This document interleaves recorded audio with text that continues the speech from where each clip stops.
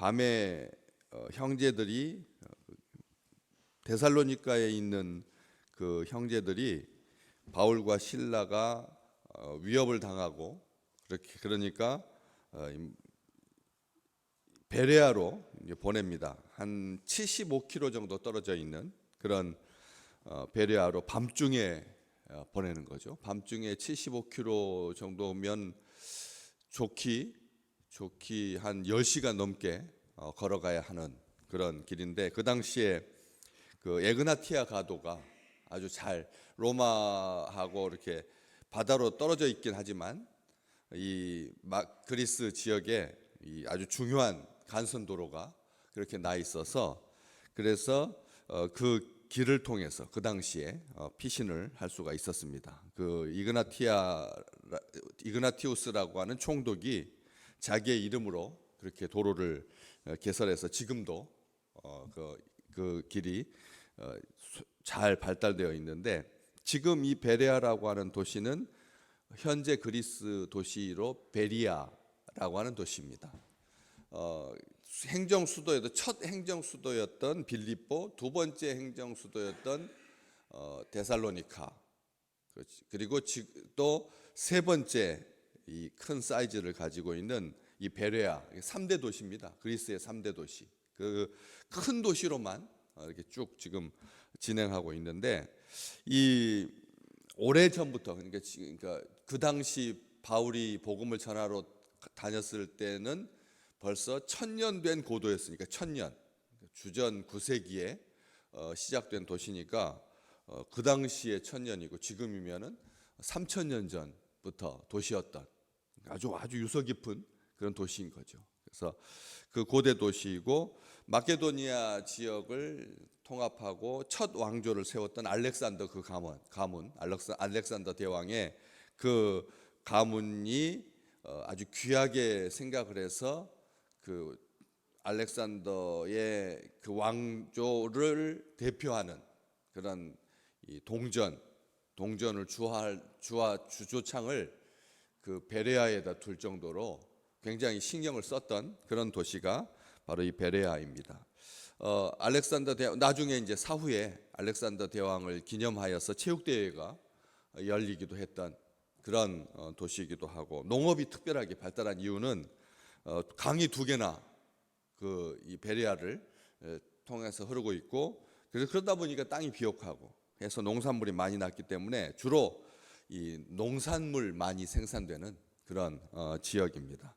세공도 발달하고 또 석공업도 발달하고 해서 이렇게 골고루 잘 발달해 있어가지고 부유한 유대인들, 부자 유대인들이 그곳에 정착을 많이 했습니다. 지난번 빌립보라든지 이런 도시들은 은퇴한 이 로마의 군인들이 주로 정착을 했다 말씀드렸는데, 여기는 보시면 아시겠지만 10절 말씀에 베레아로 보냈는데 그들이 이르러서 유대인의 회당에 들어갔다. 여기 데살로니카에서는 야손의 집에 바울의 친척이었던 야손의 집에 묵었었는데, 왜냐하면 회당이 없으니까.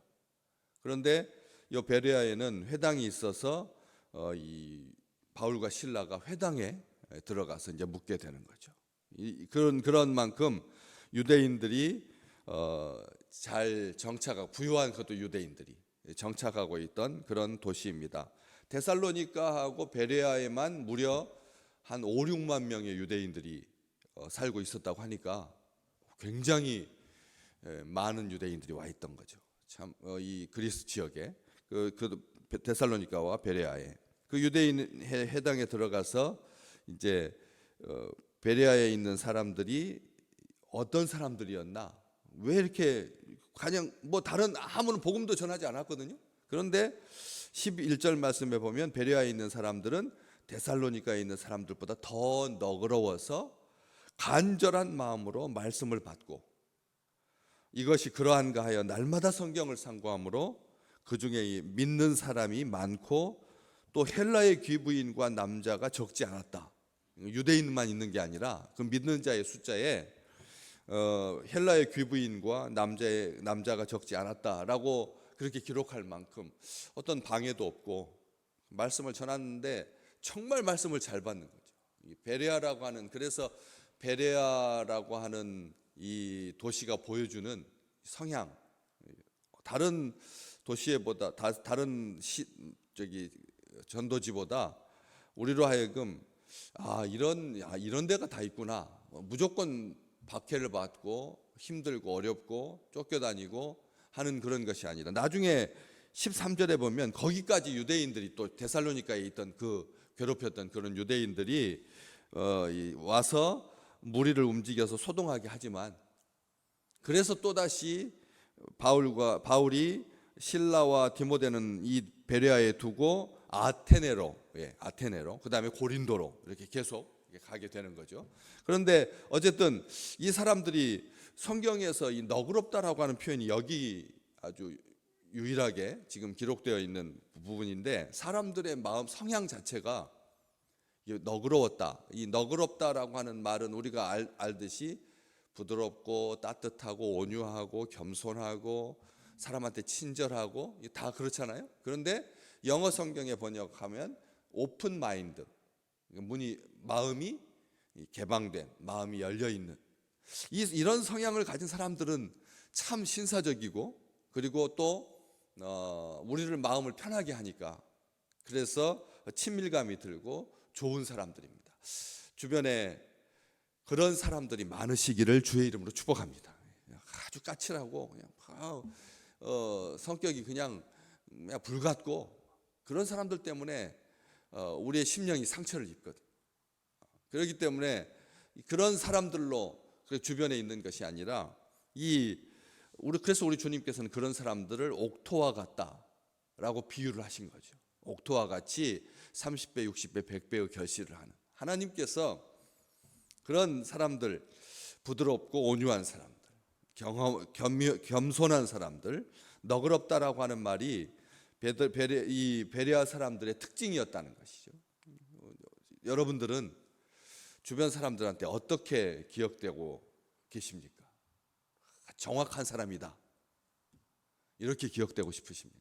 정확한 사람, 아니면요 날마다 아주 비판적인 사람, 또 투덜투덜하기 좋아하는 사람, 투덜대는 사람들이 있거든. 매사에 투덜거리는, 항상 투덜거리는 그런 사람.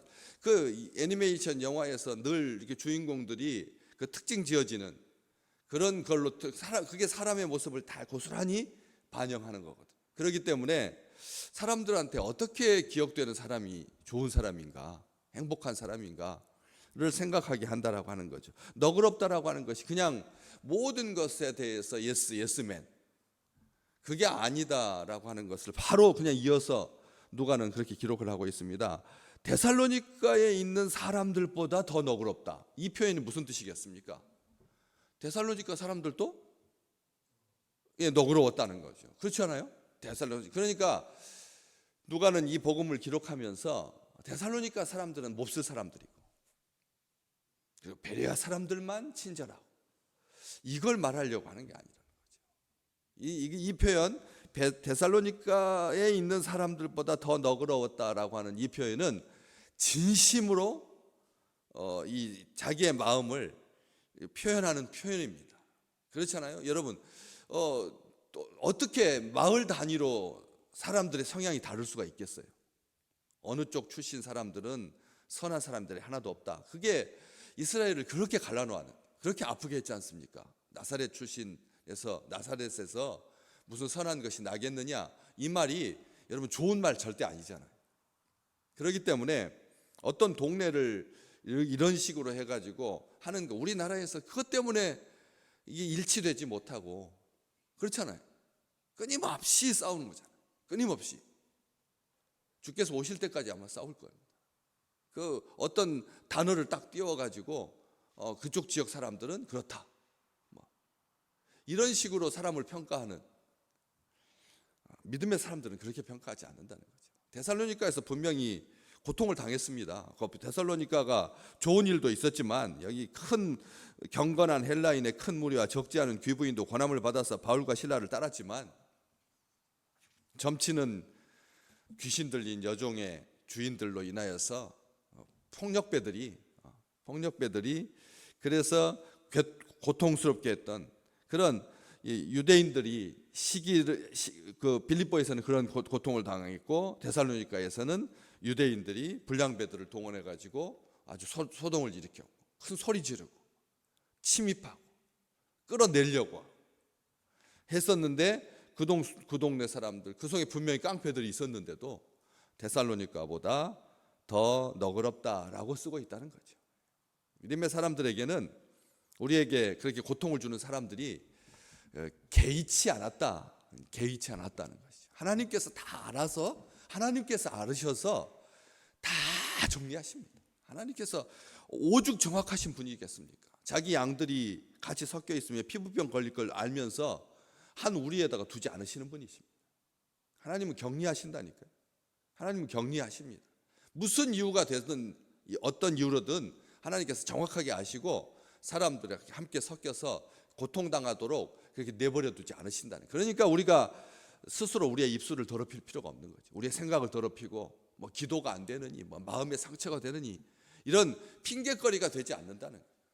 괴로움을 주는 그 사람들에 대해서 이 누가가 보여주고 있는 이 기록의 자세, 그렇죠? 의사였고 정확한 사람인데 데살로니가에 있는 사람들보다 더 너그럽다, 편견이 없는 거라는 거죠.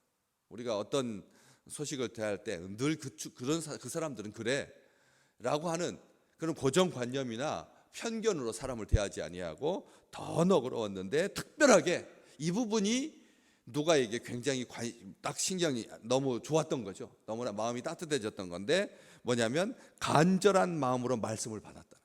간절한 마음으로.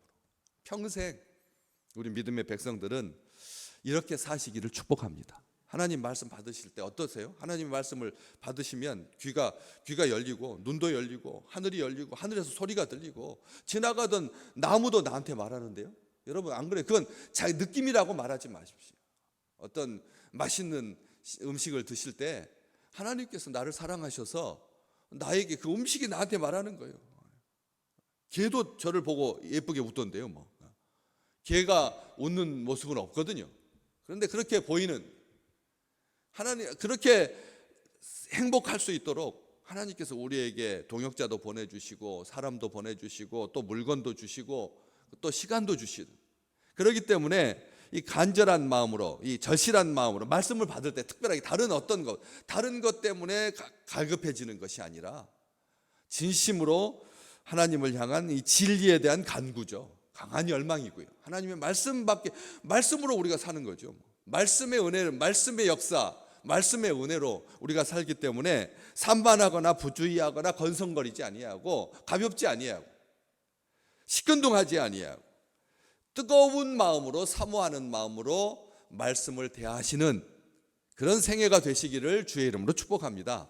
말씀을 대할 때 이런 전심으로, 강한 열망으로 집중해서, 어떻게 나와 있으면 바로 그것을 풀어서 설명하잖아요. 이것이 그러한가 하여 날마다 성경을 상고했다. 이것이 그러한가 라고 하는 말, 깊이 묵상하고, 하나님의 말씀이 이것이 그러한가라고 하는 말은 의심하고 비판하고 반박하는 게 아닙니다. 하나님의 말씀은 이것이 그러한가라고 하는 뜻은 무슨 뜻이냐면 하나님께서 어떻게 역사하실까? 오늘 왜 이 시점에서 이 말씀을 우리에게 주시나? 하나님께서 이 말씀을 오늘 우리에게 주신 이유가 뭘까? 어떻게 살 것인가? 이러한가 하여 상고했다라고 하는 말은 그냥 생각만 하고 있었다는 말이 아닙니다. 묵상하면 할수록 하나님의 은총이 더해져서 그 냉철한 머리와 뜨거운 가슴을 가지고, 간절한 마음은 뜨거운 가슴이고, 그리고 말씀이 이것이 그러한가 하여 날마다 성경을 상고한다라고 하는 말은 냉철한 머리를 말하는 거죠. 이게 온 세상 사람들이 추구하는 삶의 그 모습이지 않습니까? 우리의 인격이고 우리의 정체성이고, 가슴은 차갑고 머리는 뜨거운 게 아니라 그런 사람들이 그냥 이상한 짓 하는 거잖아요.